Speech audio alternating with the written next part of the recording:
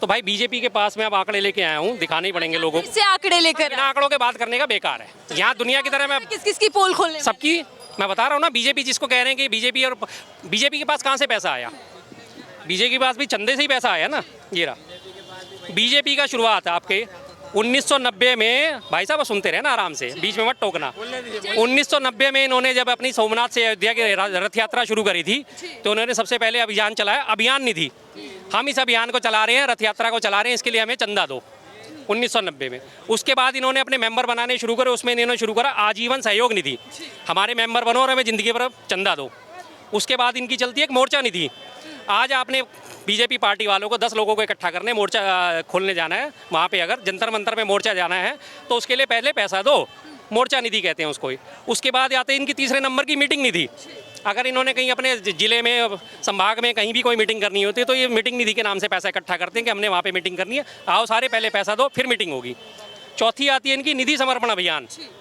निधि समर्पण कि हमारे को पैसा दो तब हम आगे बढ़ पाएंगे। और उसके बाद पांचवा आता है इनका लोक संग्रह निधि। अब प्रॉब्लम क्या है कि निधि निधि निधि इन्होंने नाम दे रखा है और वो कहती है चंदा दे दो, मात्र शब्द का हेर फेर है। ठीक है, अब उसके बाद मैं आपको बताता हूँ सबसे बड़ी बात इनकी चंदे की।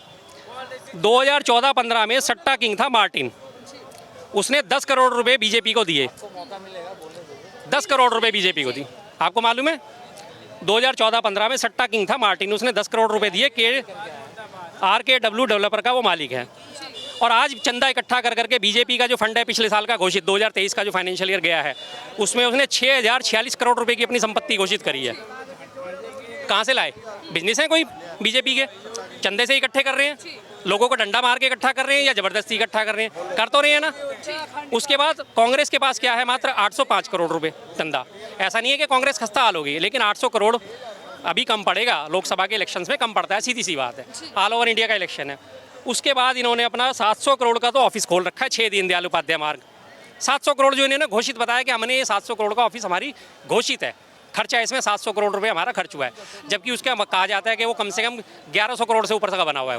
वो उन्होंने दिखाया 700 करोड़। अब उसी के सामने एक और एक्सटेंशन बना रहे हैं बीजेपी वाले अपना, कि केंद्रीय कार्यालय विस्तार, जिसकी कीमत फिलहाल जो बताई जा रही है वो बताई जा रही है 250 करोड़ रुपए, लेकिन वो भी जाके कम से कम 350, 400, 500, 700 करोड़ कितने का बताना अलग होता है और होना अलग होता है। 800 करोड़ का, हाँ जी ठीक है। उसके बाद अगले इन्होंने बीजेपी वालों ने अपने चंदा इकट्ठा कर करके 500 कार्यालय अपने खोल चुके हैं, जिनकी लागत 20 करोड़ से 100 करोड़ के बीच में है। अभी मार्च में इन्होंने मध्य प्रदेश में अपना एक कार्यालय की नींव रखी है, जिसकी लागत है 100 करोड़ रुपए घोषित, कि हम 100 करोड़ की लागत से, किसी को भी कोई डाउट हो, मैं जितने आंकड़े दे रहा हूँ चेक कर लो, सब मिलेंगे, सब नेट पे सब मिलेंगे। उसके बाद इन्होंने 2022 में 1800 करोड़ रुपए का गुजरात और हिमाचल के चुनावों में ही चंदा इकट्ठा करा। सिर्फ 2 राज्य के चुनाव थे और 1800 करोड़ रुपए का चंदा इकट्ठा इन्होंने करा। क्यों भाई? राम मंदिर के नाम पर भी हमने देखा चंदा। आप देंगे अब चंदा कांग्रेस को? बिल्कुल बिल्कुल बिल्कुल दूंगा मैं कांग्रेस को चंदा। देश के लिए काम करेगी, देश हित में काम करेगी तो क्यों नहीं दूंगा मैं चंदा। अगर आज पार्टी की दिक्कत है, ये कहते हैं कांग्रेस पार्टी इतनी भ्रष्टाचारी है, 70 साल से कांग्रेस ने लूटा है। 1 मिनट चुप, बीच में नहीं, फालतू नहीं। ये बार बार बोलते हैं कि कांग्रेस पार्टी भ्रष्टाचारी है, देश को 70 सालों में कांग्रेस ने लूटा है। अगर देश को कांग्रेस ने 70 सालों में लूटा होता तो आज ये नौबत आती? पैसा होता ना कांग्रेसियों के पास, देते ना पैसा। आज उनके पास पैसा नहीं है। बीजेपी का केंद्रीय कार्यालय तो आपका शुरुआत हो गई 700 करोड़ रुपए में बनकर तैयार हो गया, और कांग्रेस का कार्यालय जो है आज भी 24 अकबर रोड पे चल रहा है, जो कि सरकारी बिल्डिंग है। 2009 में इनको जमीन अलॉट हुई थी कांग्रेस को कोटला रोड पे। जेपी नड्डा तो कहते हैं कि कांग्रेस चूना लगाने का काम करती है हर चुनाव। पहले मेरी बात, हाँ 2009 में इनको जमीन अलॉट हुई थी कांग्रेस को कोटला रोड पे, जिन पे इन्होंने अपना कार्यालय बनाने की शुरुआत करी, और आज 2023 खत्म होने वाला है, लेकिन कांग्रेस का कार्यालय आज भी बनके तैयार नहीं हुआ। आज भी बनके क्यों नहीं तैयार हुआ? क्योंकि इनके पास फंड नहीं है। ठीक है, पार्टी जैसी भी है। अब एक तरफ तो आप कहते हो कि सोनिया गांधी, जो इनके व्हाट्सएप यूनिवर्सिटी पे इन पे सब पे चलता है कि सोनिया गांधी वर्ल्ड की तीसरी सबसे ज़्यादा अमीर महिला हैं, और दूसरी तरफ ये कह रहे हैं कि ये पैसे का इस्तेमाल अपने लिए करेंगे। अरे अगर वो इतनी महिला होगी तो उसे 138 रुपये मांगने की जरूरत पड़ेगी, 1380 रुपये मांगने की जरूरत पड़ेगी। कांग्रेस पार्टी है, उसने काम करा देश के लिए। उसके नेता आज भी खादी में घूमते हैं, इनके नेता आज भी लग्जरी प्लेन्स में घूमते हैं। 7 स्टार होटल बना रखा है इन्होंने अपने ऑफिस को, जाके देखो आप इनके कहाँ से लाए। मजबूत पार्टी है, लोकतांत्रिक रूप से भी देख लीजिए, राजनीतिक रूप से देख लीजिए, आर्थिक रूप से देख लीजिए। अरे तो आर्थिक रूप से इसीलिए तो चंदे पे, दूसरे के चंदे पे आप सवाल उठा रहे हो। आप चंदा कहाँ से ला रहे हो इतना सारा? आप भी तो चंदा ही मांग रहे हो। अगर उसने इलेक्शन लड़ने के लिए चंदा मांग लिया तो क्या गलत कर दिया भाई?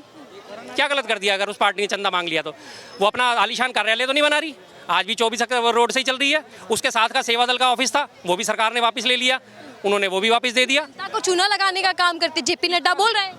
तो जेपी नड्डा तो बोलेंगे ही ना, जेपी नड्डा हैं कहाँ के? भाजपा के अध्यक्ष हैं, तो वो तो बोलेंगे ही। भाजपा का तो नीचे आप निगम पार्षद से ले लो, एक कार्यकर्ता से ले लो और टॉप तक ले लो, उनके सिर्फ 2 मोटो होते हैं। सबसे पहले कांग्रेसियों को गाली देना, ठीक है जी, कांग्रेसियों को गाली देना, नेहरू जी की नीतियों के विरोध करना और राहुल गांधी जी की आलोचना करना। इन 3 कामों पे पूरी की पूरी बीजेपी टिकी हुई है। सिर्फ हर चीज़ में वो नेहरू जी ने ऐसा करा, नेहरू जी ने वैसा करा, राहुल गांधी ऐसे, राहुल गांधी वैसे। कांग्रेस ने तो लूटा, कांग्रेस ने तो ये करा, कांग्रेस ने तो वो करा। कांग्रेस की सैकड़ों हजारों उपलब्धियां हैं, वो तुम्हारे को नजर नहीं आती एक बार भी? वो कहाँ से आए? कहाँ हैं वो उपलब्धियां? उनको हमेशा इग्नोर कर दिया जाता है। और बीजेपी में ऊपर बढ़ने का ही एक तरीका है, कांग्रेस का विरोध कर दो, राहुल गांधी जी का विरोध कर दो। मैं आखिरी सवाल आपसे लेना चाहूंगी। एक तरफ कांग्रेस पार्टी चंदे की अपील कर रही है, मुहिम चला रही है, तो क्या ऐसा लगता है कि बीजेपी जिस तरीके से मजबूत पार्टी है, सबसे आर्थिक रूप से मजबूत हाँ, है, बिल्कुल है। हाल ही में 3 राज्यों में चुनाव हुए, पैसे की कमी की वजह से क्या कांग्रेस पार्टी चुनाव हार गई क्योंकि प्रचार प्रसार नहीं कर पाई बीजेपी के मुकाबले?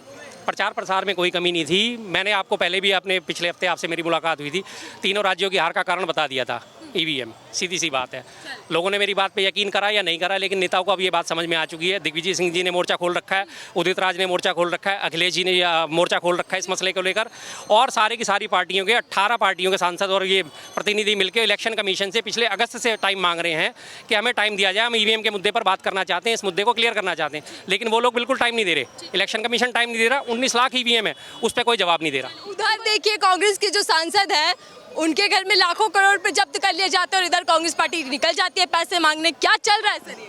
सांसद का पूरा बयान तो पढ़ें। सांसद ने कहा कि ठीक है, मेरी संपत्ति अलग है जो मैं घोषित कर चुका हूँ, ये बाकी संपत्ति जो है मेरे परिवारजनों की है, मेरे व्यापार की है, बात खत्म हो जाती है। व्यापारी आदमी है, कर सकते हैं। अगर इसी बात को मुद्दा बनाया जाए तो कन्नौज में जो इत्र व्यापारी था, जिसके यहाँ से 567 करोड़ रुपए बरामद हुए थे, तो वो भी तो भाजपा का गरीबी था, उसको क्या समस्या थी? उससे फिर बीजेपी चुप क्यों जाती है? उस पर बीजेपी क्यों नहीं बोलती? जब उनके करीबी सांसद है, ये सांसद हैं और वो उनका करीबी मित्र था, उसके यहाँ से 567 करोड़ रुपए बरामद हुए थे कन्नौज के इत्र व्यापारी के। बाद में उसे कह दिया कि ये तो समाजवादी का है, मीडिया ने मैनिपुलेट कर दिया, इमीडिएट मीडिया ने सारी कहानी घुमा दी। 2 दिन 3 दिन वो मीडिया में छपा, 14 दिन वो मीडिया से गायब था। बस मीडिया पूरी बिकी हुई है आज की डेट में। हर बंदा जानता है इस बात को, हर बंदा दिल से इस बात को जानता है कि आज की टीवी मीडिया, प्रिंट मीडिया सब बिका पड़ा है।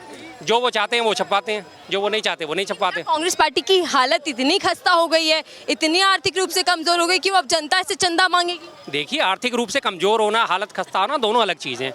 और पॉलिटिकल पार्टियों का शुरुआत से ही ये रुझान रहा है कि वो चंदे पे ही चलती हैं।